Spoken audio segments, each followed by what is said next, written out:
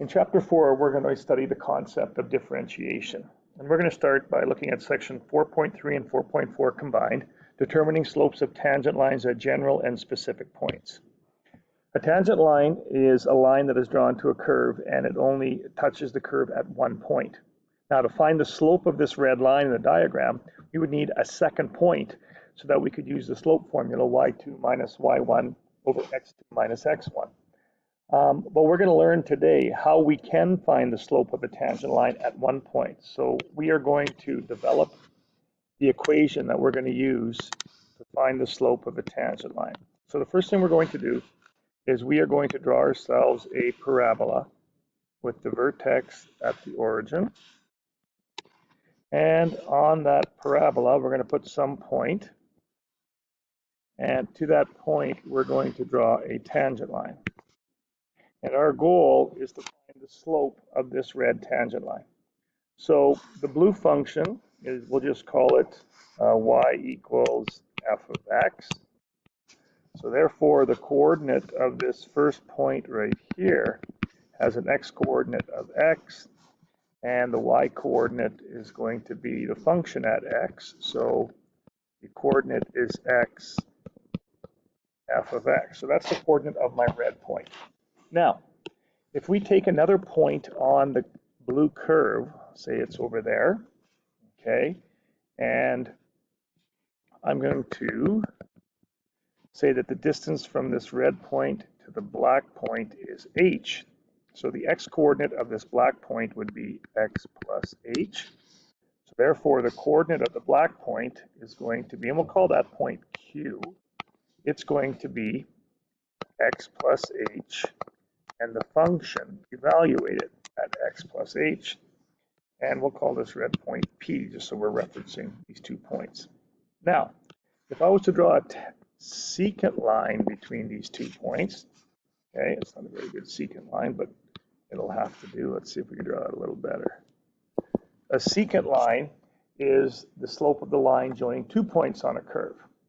Now, if I wanted to find the slope of this secant line, I would use the slope formula using y2 minus y1 over x2 minus x1. So y2 would be the function at x plus h minus y1, which would be the function, all over the x-coordinate of q, which is x plus h, minus the x-coordinate of p, which would be x.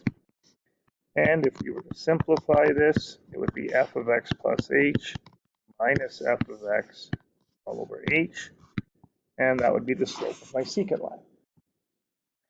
Now, the slope of the secant line is really not close to the slope of the red line. However, if I slide this black point and move it closer, say for example, I move that black point there, now the slope of the secant line is going to be closer to the slope of the tangent line. And if I move Q, so it's very, very close to P, the slope of the secant line is almost going to be exactly the same as the slope of the tangent line.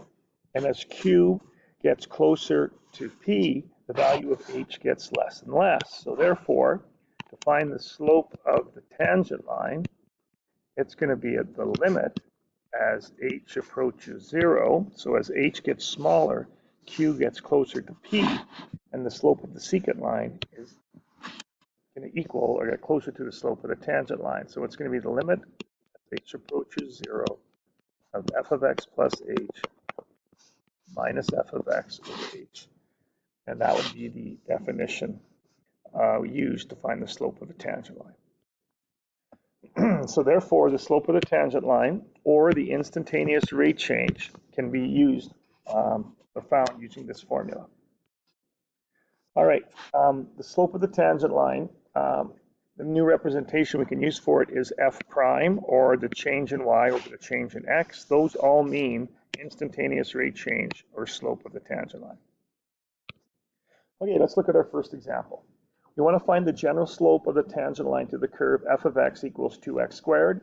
And then we want to find the slope of the tangent line at the point 1, f of 1. And then we want to use this slope to find the equation of a tangent line at the point 1, f of 1. So first of all, let's do part A. And in part A, we're asked to find the general slope of the tangent line. So to do that, it's going to be the limit as h approaches 0 of f of x plus h minus f of x over h. So this equals the limit as h approaches 0. Now f of x plus h just means wherever I have an x in my function, I put in an x plus h. So my function is 2x squared. So it's going to be 2 in place of x. I put x plus h squared. Then I'm going to minus the function, and the function is just 2x squared. And I have to divide this by h. So now I'm back to evaluating limits. So this is going to be the limit as h approaches 0. I'm going to expand this binomial. Subtract my 2x squared, and this is over h. So this is the limit as h approaches 0 of 2x squared plus 4xh plus 2h squared minus 2x squared over h. And we've kind of dealt with this portion of the formula before. And remember, we said anything that doesn't have an h in the numerator should cancel out if I've done everything correctly. So this is the limit as h approaches 0. I'm going to factor an h out of what's left. Well, this should be 4xh, not 4 plus h. So if I take an h out, I'll be left with 4x plus 2h over h. Now these h's cancel. And if I put a 0 in for h, I get 4x plus 2 times 0. So my general slope of my tangent line is going to be 4x. So that's the formula I'm going to use to find the slope of the tangent line at any point on the function 2x squared. Now in part B, they want us to evaluate the slope at the point 1, f of 1. Well, notice my slope formula only has an x coordinate. So the slope at 1 is going to be 4 times, well, in place of x, I'm putting 1. So my slope is 4. In part C, they want us to find the equation of the tangent line at the point 1, f of 1. Well, to find out the y-coordinate, if I plug 1 into the original function, I'm going to get 2. So my coordinate is really 1, 2. So I know the slope of my line is 4, and I know my coordinate is 1, 2. So now I am going to find the equation like we did in Math 10 using the point slope formula. So in place of the slope, I'm going to put 4. In place of x1, I put the x coordinate of my point.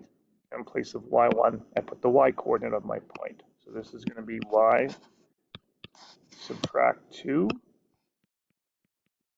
is 4 x subtract 1. Now there are a number of ways we can write our final answer.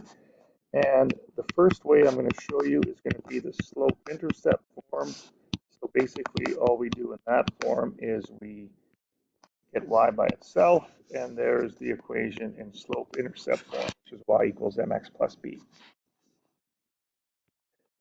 Okay, in our second example, we're doing the exact same thing. We're trying to find f prime, which really means the slope of the tangent line, but now my function has changed. So this function is a little bit trickier. So in part A, to find the slope of the tangent line, which equals f prime of x, it's going to be the limit as h approaches 0 of f of x plus h minus f of x all over h. So this is going to equal, well, in place of x, I have to put an x plus h. So it's going to be 3 times x plus h squared minus 4 times x plus h minus 2. So there is the first part, f of x plus h. Now I have to minus the function, which was 3x squared minus 4x minus 2. And this is all over h. And of course, I forgot my limit as h approaches 0. So this is going to be the limit as h approaches 0.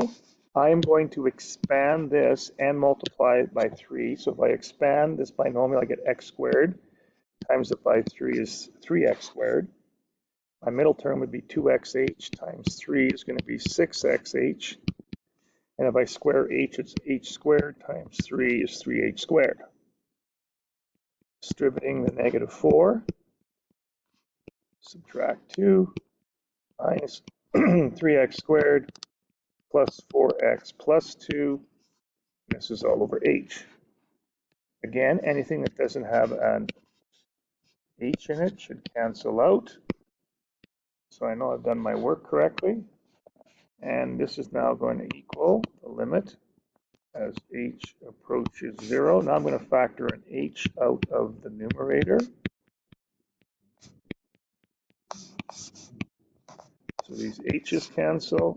Now I'm going to substitute in a 0 for h. So it ends up being that my slope equation is 6x minus 4.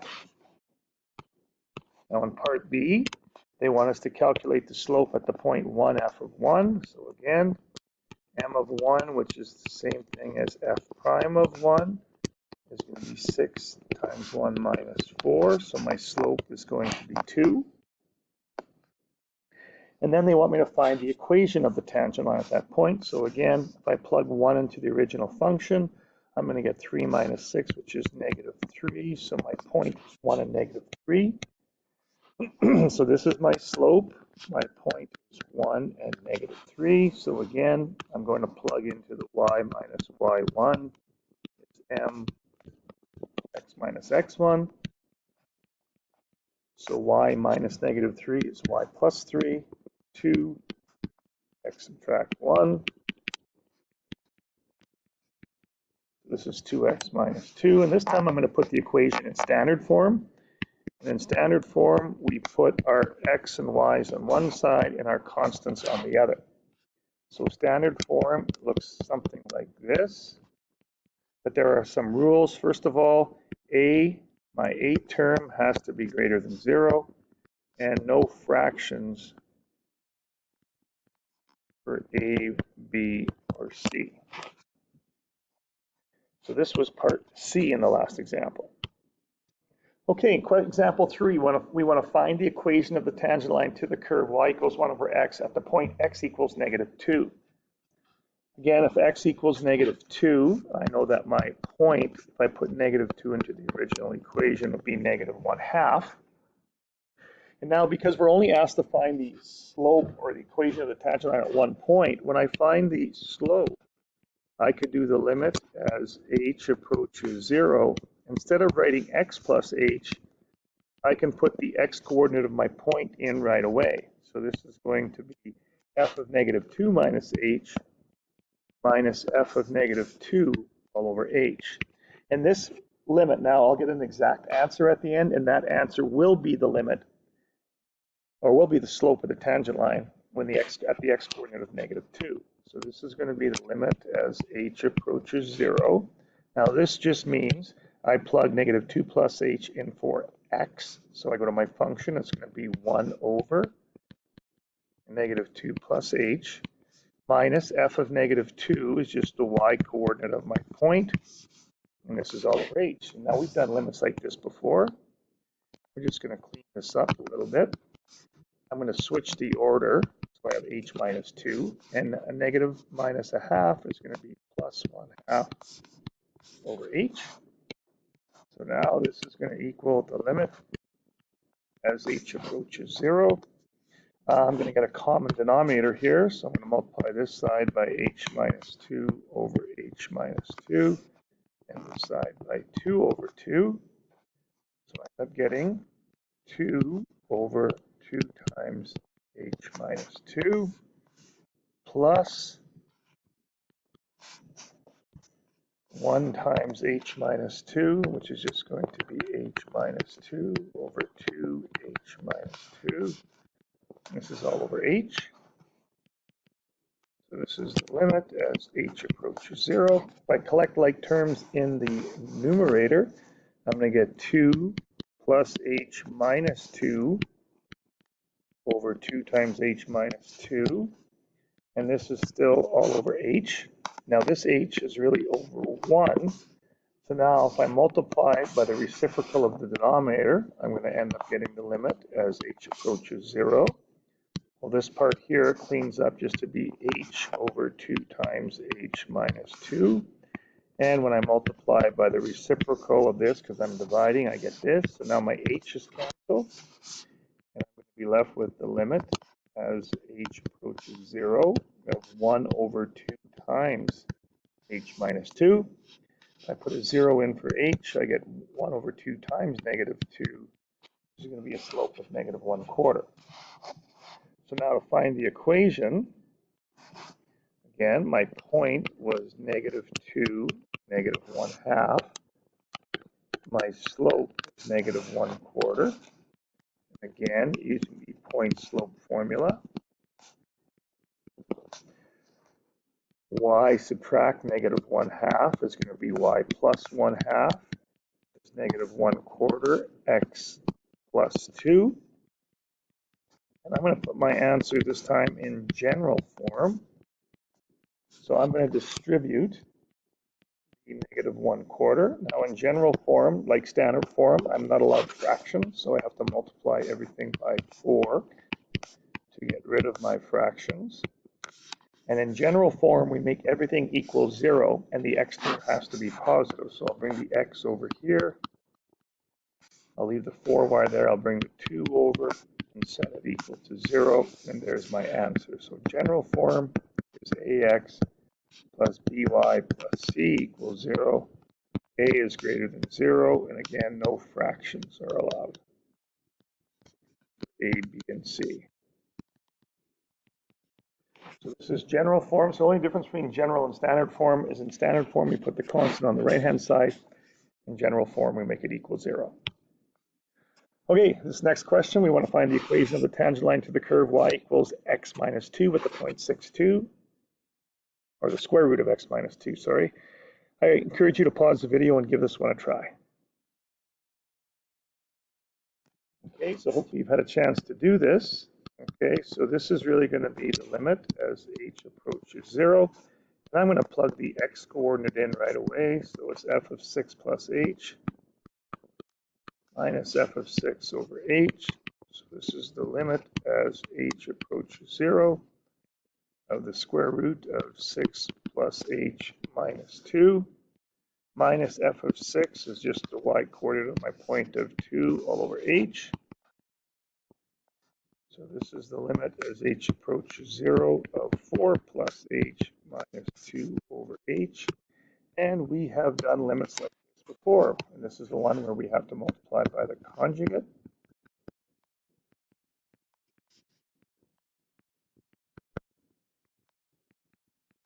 The conjugate is a plus sign in between. So now when I multiply these out, recall our rule when we did these limits.